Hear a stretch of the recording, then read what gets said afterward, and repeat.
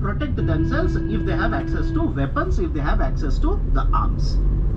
But at the same point of time, this is the objective, a very well stated objective. But at the same point of time, there is also criticism. What is the criticism? You understand both the sides of the argument. One side is these are border regions, and these regions are seeing a lot of, right, let's say the movement of people across the border. So we should provide the people with the arms so that they can have self-protection. This is the argument. But at the same point of time, what is the criticism? The criticisms are very simple. One, don't you think if you come to a position to allow people to hold arms to have self-protection, does it not mean the state is failing the population? Whose duty is it in case of India? Again, don't generalize it. You cannot compare this with USA. In case of USA, there is a constitutional provision guaranteeing them right to bear arms. And that is the precise reason multiple times that is there in the discussion.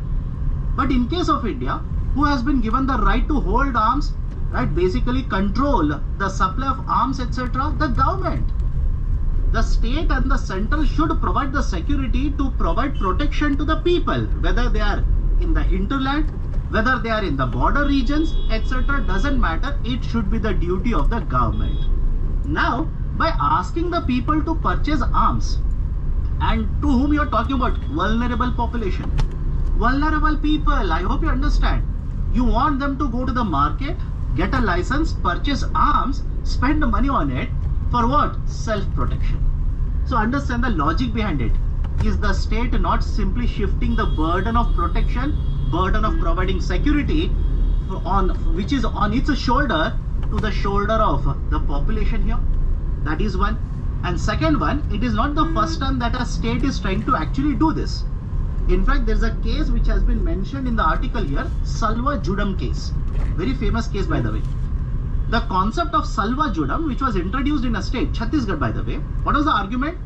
Maoism is very much prevalent, and one of the ways you can control the Maoist activities is if you can have certain people who are from same villages, because people residing in the villages know the terrain better, know the region better than police forces. Citing that only, the state government instituted a force called as Salva Judum, and weapons were given, certain amount of income was also given, but